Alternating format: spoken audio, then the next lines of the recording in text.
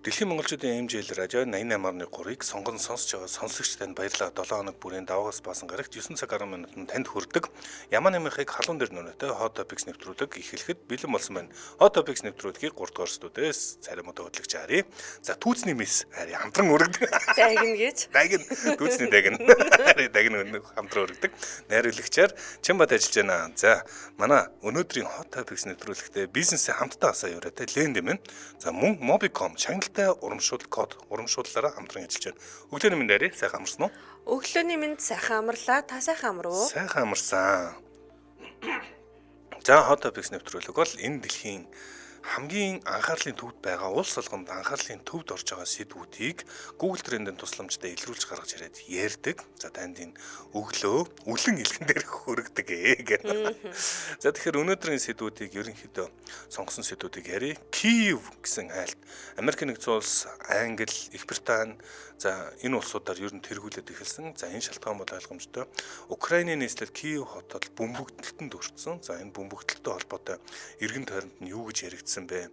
За Киевд юу болсон бэ зэрэг тухай яриа. За үүний араас Бен Аффлек, Jennifer Lopez хоёртой холбоотой мэдээлэл тарсан байна. За Бен Аффлек, Jennifer Lopez гэж хайгаад байгаа. За Бен Аффлек, Jennifer Lopez хоёр салсан. За сална гэдэг чинь тийм амар биш ээ. Нөгөө өмч хөрөнгүүд янз янз ийшээ тийшээ нааш цааш болгоно. Тэгээд Бен Аффлек, Jennifer Lopez хоёр салахаар болсон боловч нэг юм асуудалтай үлдчихэд байгаа. Тэр нь амьдарч исэн байр нь. За байраа одоо хэн яаж зарах уу, зарж болохгүй байгаа, хиндээ яаж өгөх вэ гэдэг тэр маргаад байгаа. Энэ тухай мэдээлэл нь Cosmopolitan.com дээр том мэдээлэл гарсан. Үүнтэй холбоотойгоор бас хайлтанд орж ирээд байгаа юм байна. За мөн дараагийн мэдээллээр Demi Moore-ыг сонгож авлаа. За Demi Moore-ыг нэгэн алдартай сэтгүүл People сэтгүүл оны хамгийн үзэсгэлэнтэй эмэгтэйгээр зарласан. За үүнтэй холбоотой Demi Moore-ийн People сэтгүүлтийн нүүрэнд гарсан зургийг олж үзье гэд хүмүүс хайгаад байгаа юм байна. За Мянмар бол одоо интернет зарим хэсгээр ерөөсөй байхгүй байгаа газар.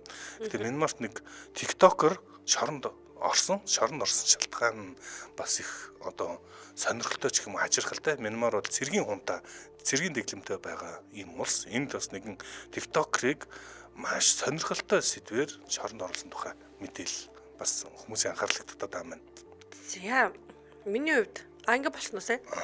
За миний хувьд болохоор эхний мэдээлэлээр Дональд Трамптай холбоотой мэдээллийг авсан. За Трамп ах маань ерөнхийдөө бол 3 дахь удаага ерөнхийлөгчийн судалт сууна гэдэг дээр нийлэн бат зогсоод байна. Тэгэхээр үндэсний хуулиар ер нь үндсэн хуулиа ерөнхийдөө өөрчлөх нэг тийм төлөвтэй маягтай байгаа талаар мэдээлэл хүргэх бол үргэлжлүүлээд за өмнөд Солонгосын нэгэн комедиан бүсгүй за энэ Солонгосын entertainment ертөнцийн надад бол үнэхээр хэцүү байна. Тэгээ би одоо шинээр амьдралаа эхлэнэ гэдэг нэг мэдээлэл хийгээд тэгээд тэр тухайга влог хийсэн бас нэлээд трендлээ. Тэгээд хүмүүсийг энэ комедиан бүсгүйгийн талаар хайж үзээд байгаа тухай хөргөх бол үргэлжлүүлээд Их Британд өрнөж байгаа оддын Big Brother шоуны нэгэн оролцогчийн нэг тийм хөгжилтэй юу хин зуршлын талаар ингээд хүмүүс хайгаад байгаа юм байна. За тэгэхээр энэ зуршлын талаар би мэдээллийг хүргэх бол за дараа нь бас өмнөд Солонгосын ертөнцтэй нэлээд холбоотой мэдээлэлүүд өнөөдөр тренд дээр орж ирлээ л дээ.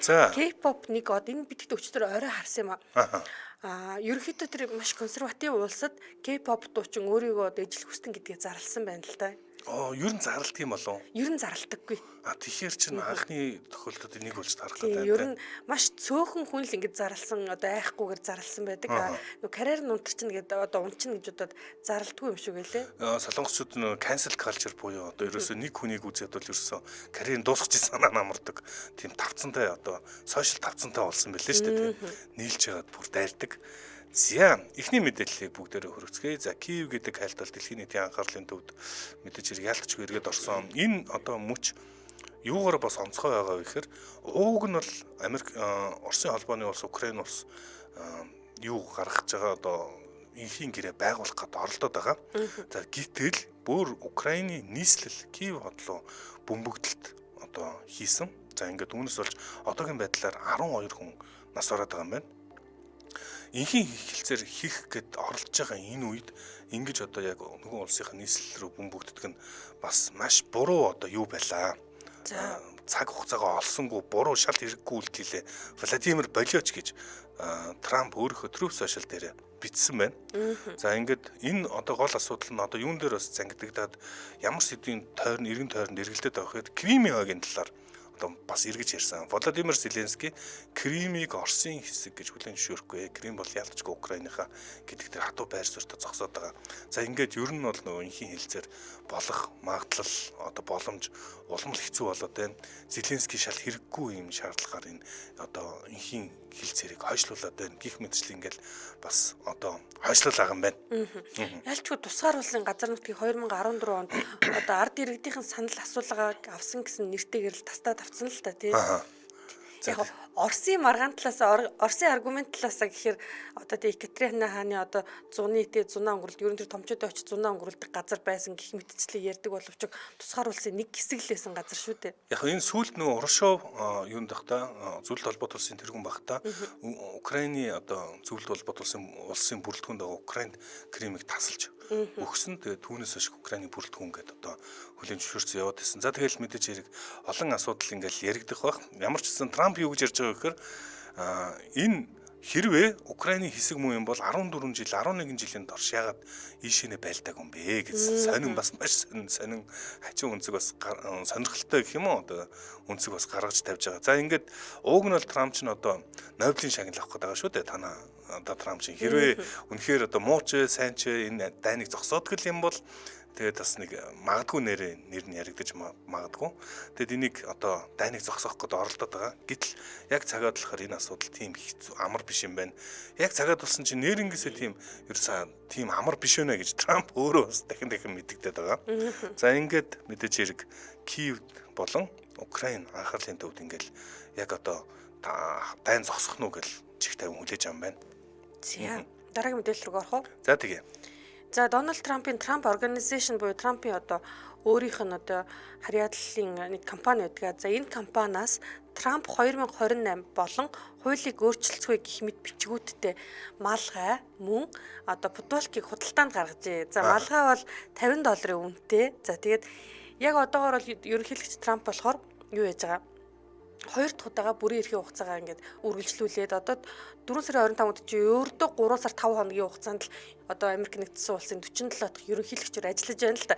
Тэгэхээр үндсэн Америк нэгдсэн улсын үндсэн хуулийн дагуу үндсэн хуулийн 22 дугаар нэмэлт зүйлийн дагуу болохоор Трамп 3 дахь удаага ерөнхийлөгчөөр сонгогдох ямар ч нэг эрх зүйн үндслэл байхгүй.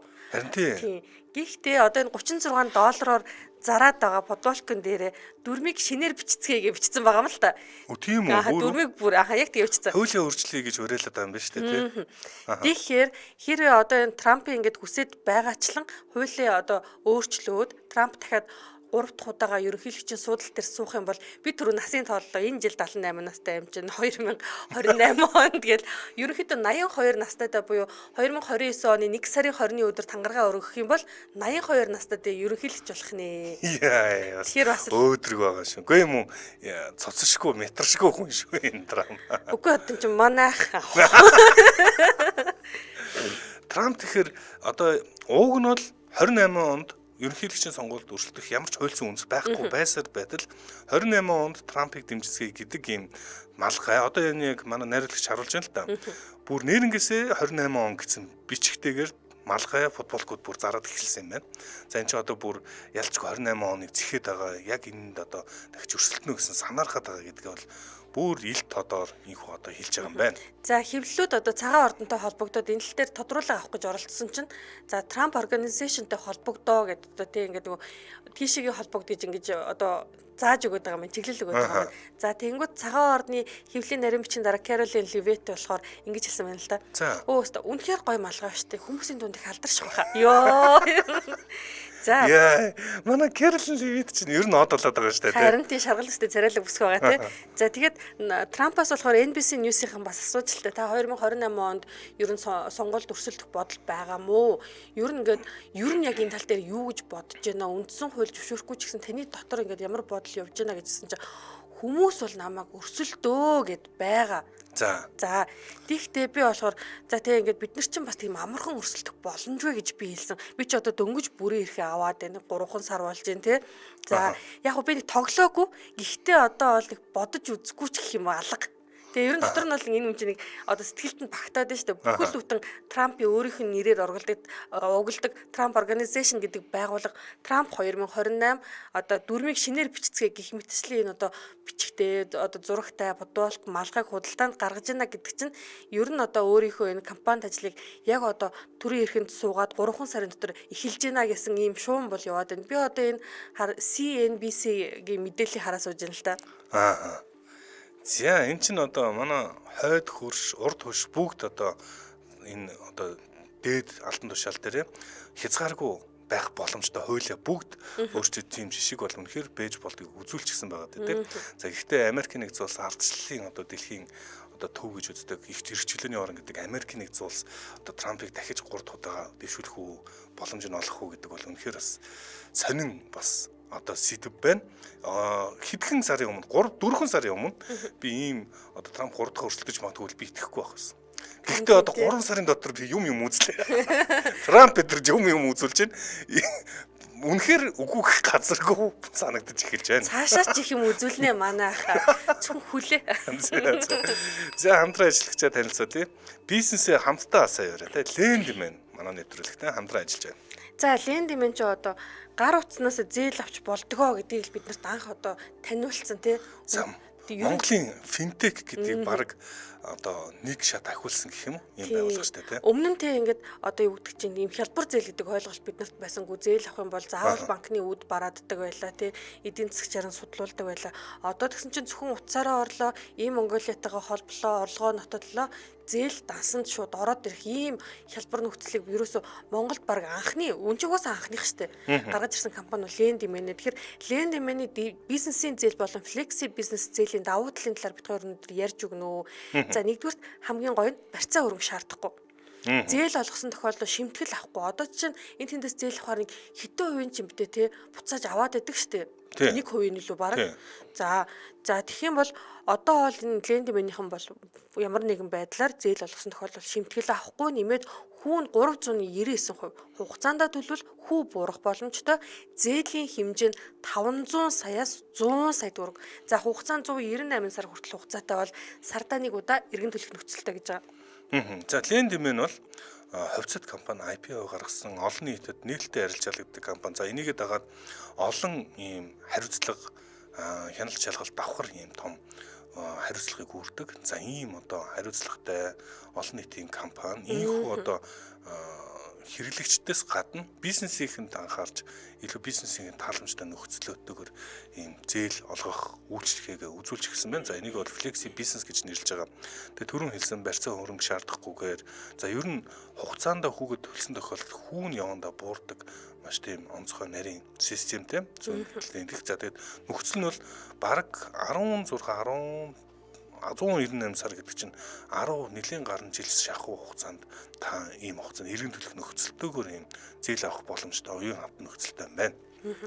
За тэгээд мэдээж хэрэг бичил дунд бизнес эрхлэгчид та бүхэн Lendman флекси бизнес үйлчлэгийг сонирхоорой. 77 техник гэдэг дугаараас дэлгэрэнгүй мэдээллийг авна. Тэгээд Монголын зээл олгогч байгууллагууд нь бичил дунд жижиг дунд бизнес эрхлэгчдэд зээл олгохдоо хамгийн багадаа 3 удаа салбар дээр очих шаардлага тавьдаг. Ер нь жоохон үнс хүртэлтэй байгаад байдаг бол за Lendman 2-3 одоо маш таны цагийг хэмнэх зорилгоор 5 минутанд утаснаас ирэхэд тооцоолоод бизнестэй хөрөнгө оруулах боломжийг олгож байгаа.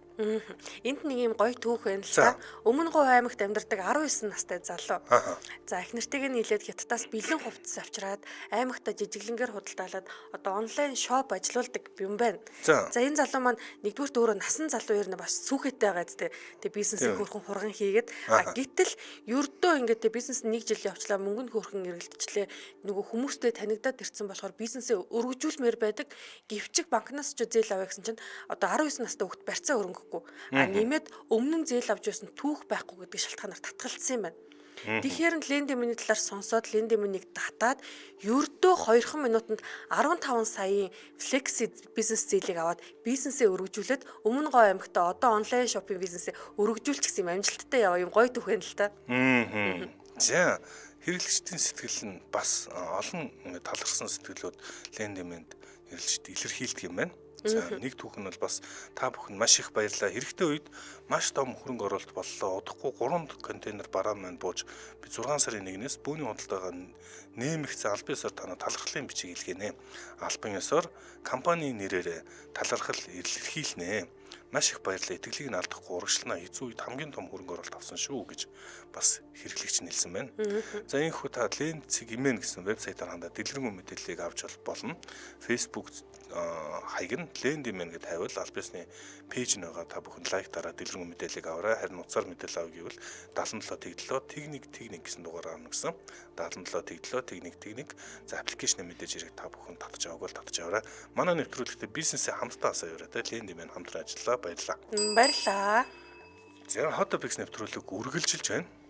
За дараагийн мэдээлэл. Дараагийн мэдээлэл Ben Affleck, Jennifer Lopez нар за нэг. За ховыг базаадаг.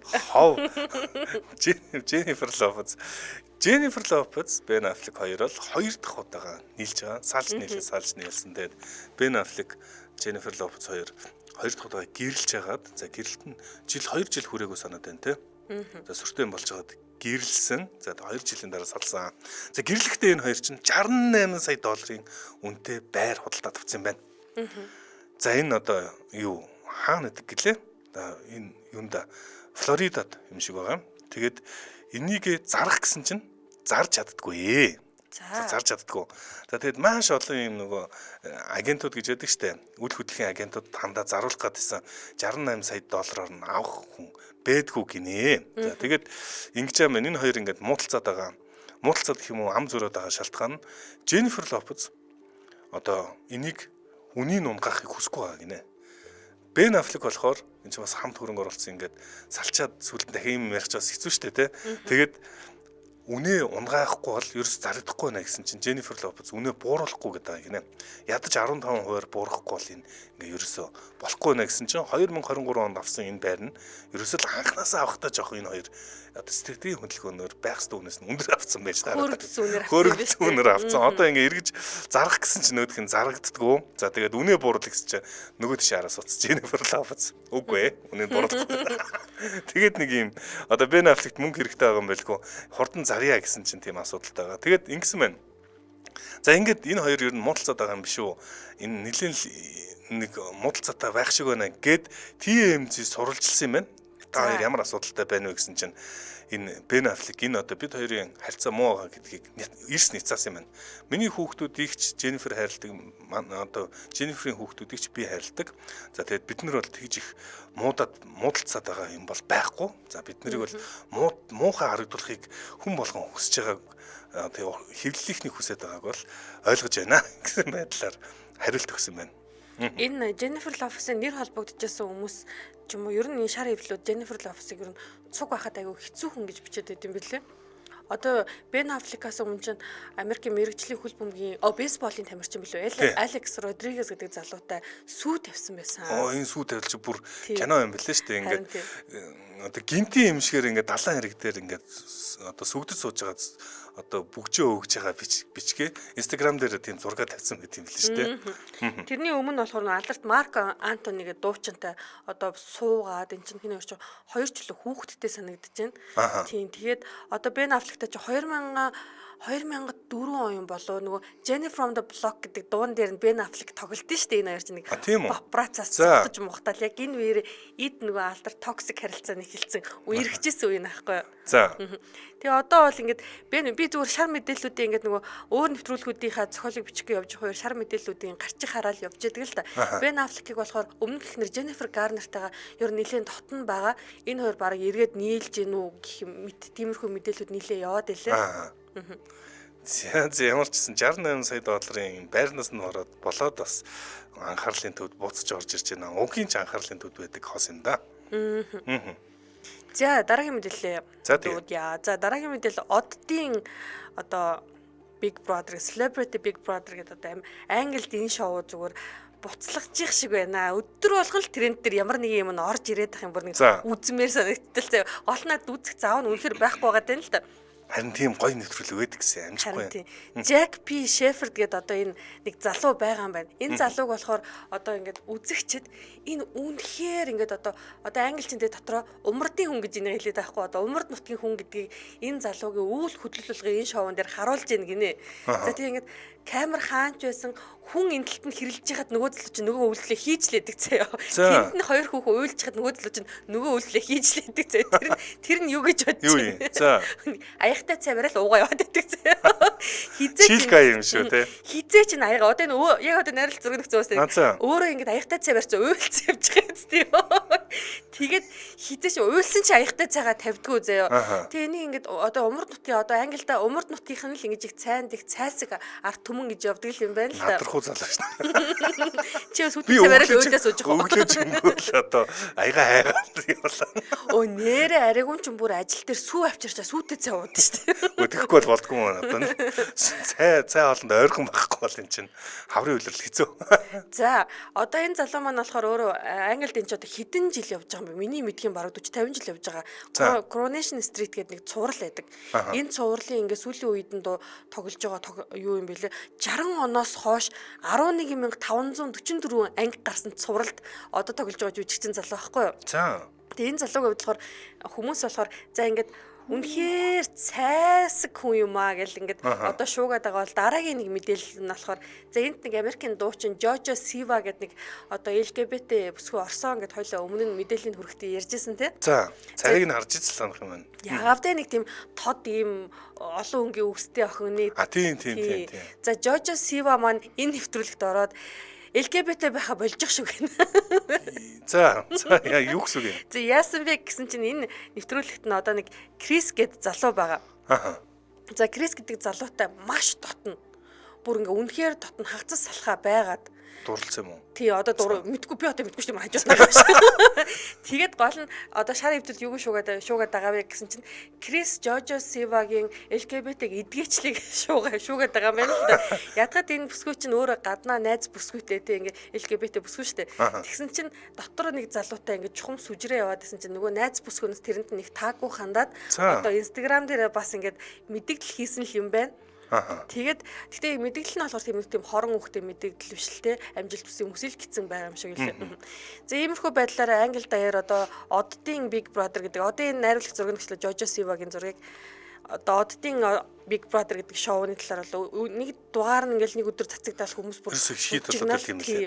Ерөөсөө Английн трендийг харахаар Их Британий трендийг харахаар ерөөсөө Celebrity Big Brother л ярьж байлаа. Тэрэнд оролцож байгаа хүмүүсийн нэрийг бас нэлийн хит болоод байгаа тийм нэрээр нь хайгаал байдаг тий. Тэрийг нь одоо баг олж үзэхгүй болохгүй хэмжээнд хүртэл одоо ярьж илээ. За мөнгөтэй хүмүүс салахад их төвөгтэй байх юм аа. Jennifer ч маар ааш муутай хурц ааштай хүн гээ биддээ гэсэн. За гисэн байна. Баярмаа шар будаатай цай агууч гэсэн байна намаа. За. Тэгээ. Сүйтэй цай өдөр бүр байнга уул хурдан хөгшрөн шүү гэсэн байна. Нэр юм уу? Мэдгүй би одоо тань шиг тэгээ сүү мөч ирж явдаг болохоор. Болт юм уу гэж бодож. Аригуу өглөөд ингээ халуун савтай цай сүү мүү хийцэн тортой ирдэ шүү дээ. За үлээгээд байгаа байхгүй шүү.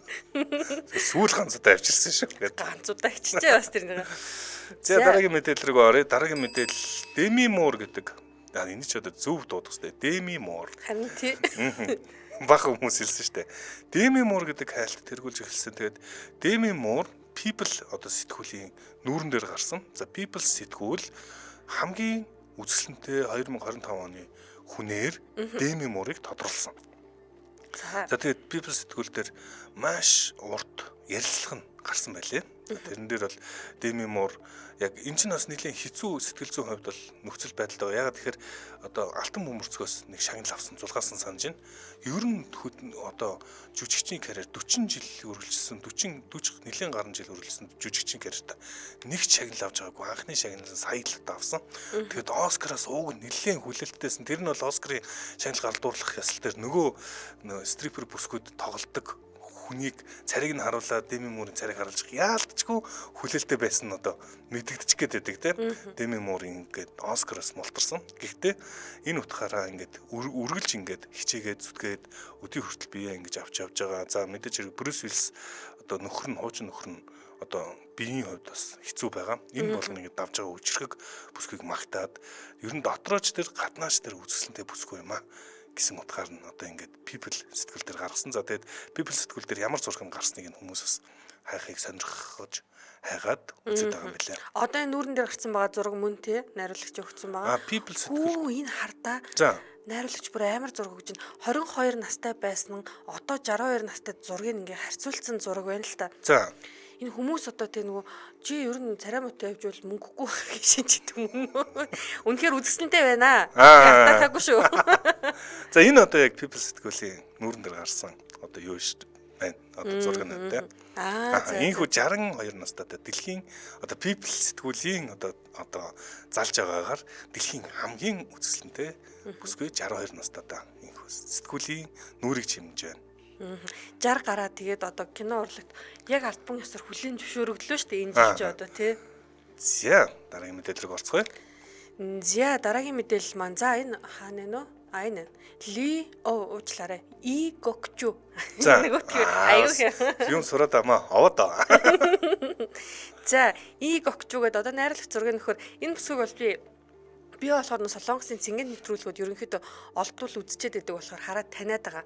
Комедиан бүсгүй нэлээд хөргөн бандгаранд ер нь надрахуул царай зүстэл байгаа юм л та.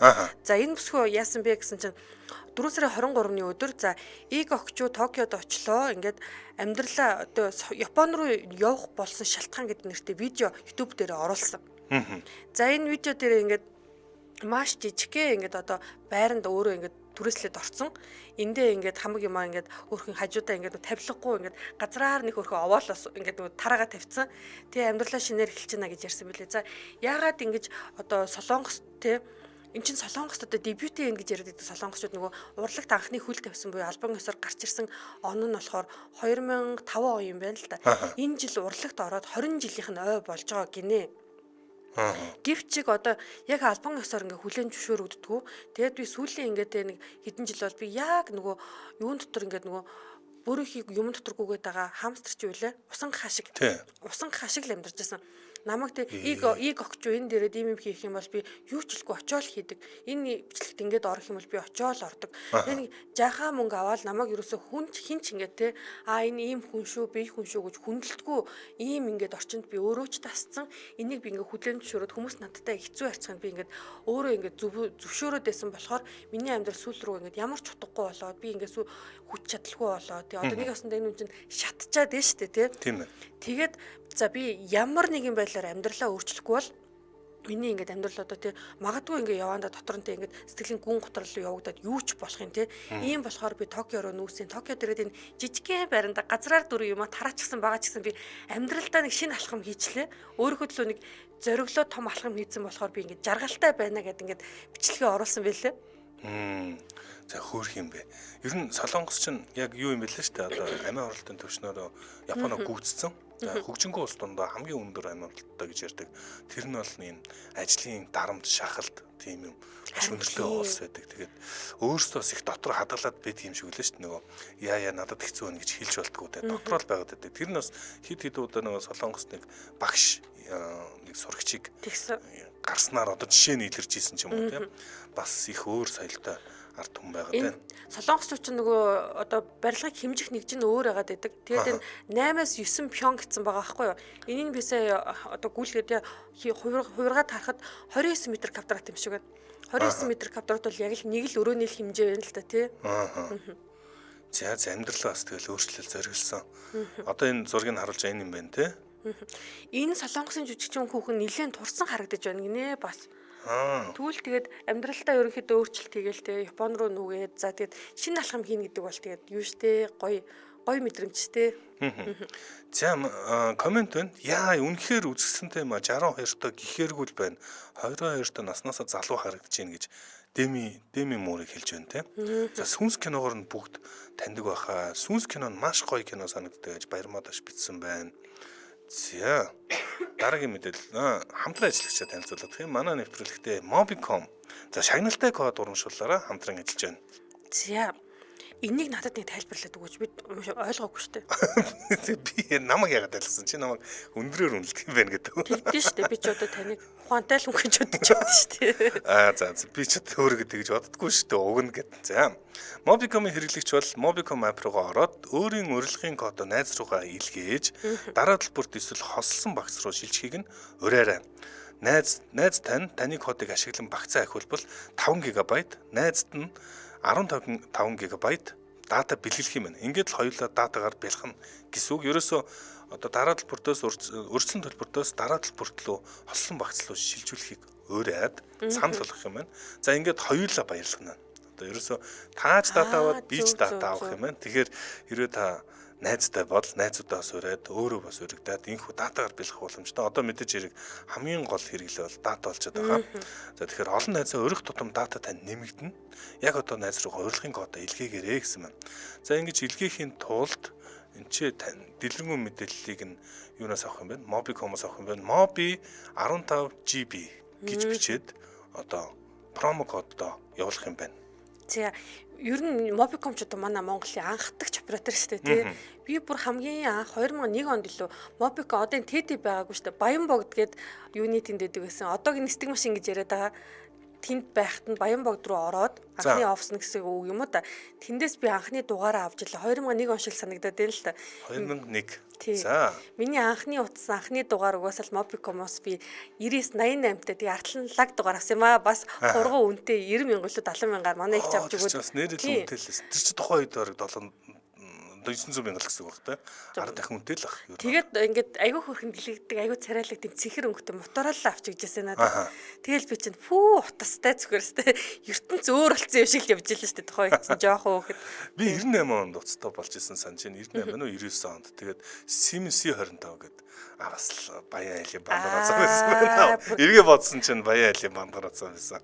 Тэгээ бас нэрэл одоо Mobicom-оор анх одоо уцтайгаа залгаж исэн. Тэгээд цоошны ертөнцийг одоо залгуулсан компани.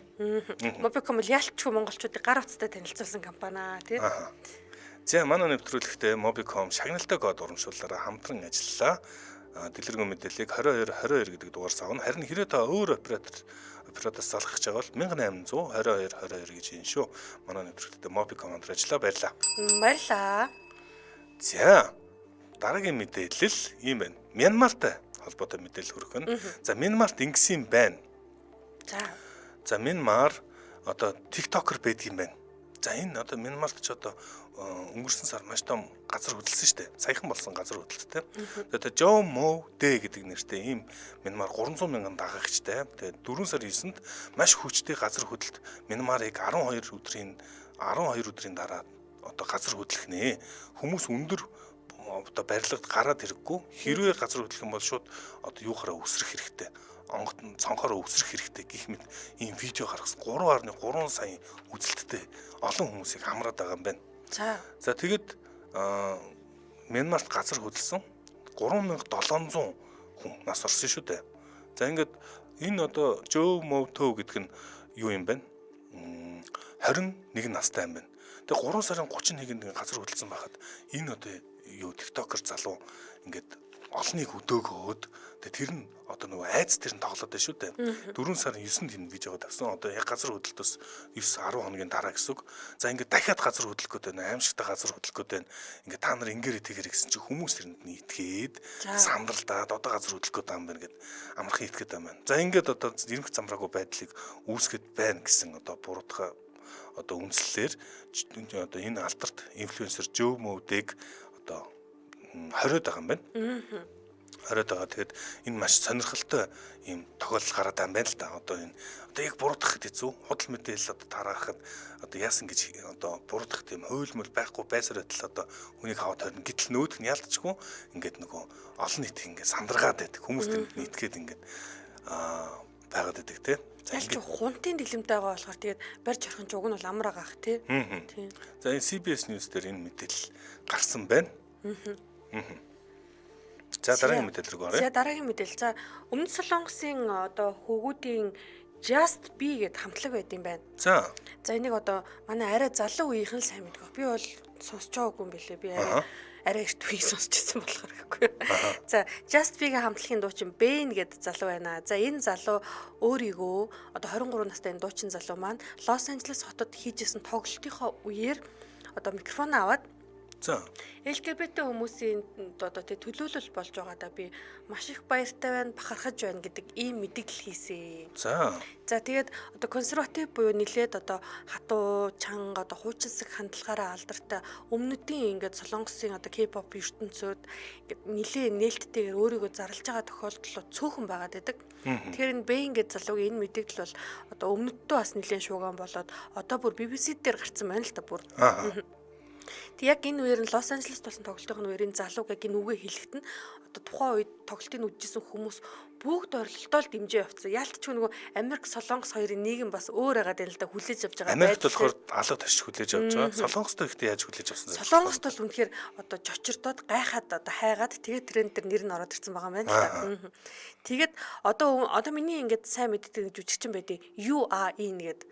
За энэ жүжигчин бол одоо Burning гэдэг киногоор бүр Оскарт нэвтрчихсэн санагдаж байна. Гэвчиг энэ залууг солонгосчууд маш их нүдчихсэн LGBT энэ ингээд одоо юу гэдэг карьерийнхаа ингээд оргил дээр очсон маш их танигдсан жүжигчин залууг энэ бол бүр яалтчгүй гээ гээл те ингээд эрэгтэй хүмүүстэй ахуулсан ямар ч хамаагүй зураг ахуулангууд тэрийг гаргаж ирэл сэвэддэг заяа. Зүгээр л одоо чи ингээл гадаа гараад муугийнхт нэг зураг ахуулчих гэж бодъё л доо. Тэнгүүт тэр зургийг чинь тавьснаа энэ ингээ гээл ингээс сэвэдэн гэсэн үг байхгүй юу? Харин тэгэхээр ингээд одоо нэг осондоо энэ хүнийг дарамтанд оруулаад за тэгээ явандаа энэ залуу чи өөрөө одоо мансууруулах бодис хэрэглээд энэ нь баригдаад тэгээ шоронгоос ял сонссон шүү дээ юу аа энэ гэдэг энэ жүжигчин залуу маань. За тэгэхээр нэгэн мэдээлэл жижигхэн мэдээлэл хүргээд өнөөдрийн Hot Topics нэвтрүүлэг өндөрлөх байх. Piolo Pascual гэдэг ийм залуу Филиппинд трендээр орж ирсэн. Тэгээд угийн алдартай ийм одоо залуу юм байна. Кино жижигчин. За бүгдээр зургийг манай найруулагч харуулах байх. Тэгээд би зүгээр айргаас асууя гэж бодчихлаа. Энэ сайхан залуу мөн үү гэд. Филиппиний хамгийн сайхан залуу гинэ. За юу л асууж байгаа болтой энэ. За яах вэ тэгээд. За манай эмэгтэйчүүдээс хэлээрээ цуг бүүнөр одоо цуг энэ ариггүй ахын асуултанд хариулцгаая. За тэгээд Piolo Pascual ууг нь ерөөсө ганц бие юм байна. Ганц бие амьдралаар энэхүү 13 дахь жилдээ амьдарч энэ амьдралдаа дасцсан гэсэн чинь өөрийнхөө Instagram хуудсан дээр биш одоо Филиппин болон хятад гаралтай Филиппин Ким Ривера гэдэг ийм бас алдартай бүсгүй зураг Instagram дээр тавиад их тийм дотн ахуулсан зураг тавьчихж байгаа юм. За тэгээд энэ одоо харуулж штэ. Тэгээд ямар ч тайлбар байхгүй. Ингээд Instagram дээр чи ингээд олон зургийг нэг дор нэмждэг штэ. 12 зургийн нэг нь энэ юм байна. Тэгээд энэ дээр ямар ч caption буюу тайлбар байхгүй. Тэгсэн чи энэ тэр Филиппин Piolo Pascual гинэ. Филиппин. Энэ залуу нь болохоор тэр Piolo Pascual юм байна тийм үү? Тэгээд бүсгүй нь болохоор Ким Ривера. За энэ хоёулаа алдартай том инфлюенсерүүд юм байна. Тэгэд бүсгүй нь энэ одоо нэрийг хэлээгүй. Хүмүүс болохоор энийг харчаад энэ Piolo Pascual гэдэг байна. Энэ бүсгүй бусдууд нь болохоор үгүйсгээд байгаа юм. Би бишээ гэдэг. Тэгэд энэ зүүн мөрөн дээр байгаа шивэсний хүртэл одоо энэ Piolo Pascual-ийн яг өөрийнх нь бэдэг шивэсний байтал энэ би бишээ. Би хүнтэй үерхэхгүй гэсэн няцаалт хийгээд тэгээд гítэл энэ ч өөрөө би ингээд ганц би гэдэг нэрээ авах гэдсэн чинь бүсгүн диску гэж зураг аваад тавьсан юм шиг байна. Хөөд дидгснэ энэ миний шивэс биш гэдэг. Тэгээд нэг эйгүү байдлаар ингээд харуулаад байгаа. Энэ хоёр бол ялцчгүй л үерхэж байгаа юм шиг харагдаж байна. Бүсгүй бол үнэхээр хөөрхөн бүсгүй байна. Үнэхээр хөөрхөн бүсгүй байна. Бүсгүй залуу гэстэй хэлж мэдэхгүй байна. Залуугийн өөр зургууд энэ манаас найруулагч өгч модгүй Piolo Pascual гэдэг. За ингэж зас энэнийг сайхан залуу гэдэг байгаа мó гинэ. Энэ комент ирсэн биш үү? Филиппинууд л тэгсэн шүү дээ. За энэ хүрээд манай өнөөдрийн Hot Topics нэвтрүүлэг өндөрлөх болсон байна. За одоо энэ шүү дээ. Piolo Pascual гэж энэ залуу. За одоо ингээд За одоо харъя. За одоо над дээр бол харагдаагүй л над дээр бол бүсгүйтэй зураг л байгаа дээ. За манайхан ч ерөөсөө гоё залуу биш вэ нөө. Залуу нартаа. Ийм залуу юм уу? За мэдгүй. За тэгвэл нийтээр манай монголчуудад бол нэг жоохон яаж ах шиг байна те. Хайп буурах шиг байна. За энэ хүрээд манай өнөөдрийн Hot Topics нэвтрүүлэг өндөрлөх болсон байна. Манай Hot Topics нэвтрүүлэгтээ бизнесээ хамтдаа асаа яваарай те. Lendman хамтран ажиллаа. За мөн Mobicom шагналтай код урамшууллаараа хамтран ажиллаа. Сонсогчдоо өргөжлүүлээд радио мэдээгээ хүлээн аваарай. 10 цаг 10 минутаас манай эфир хөгжин төд нэвтрүүлгээр үргэлжлэх болно. Баярлалаа. Баярлалаа.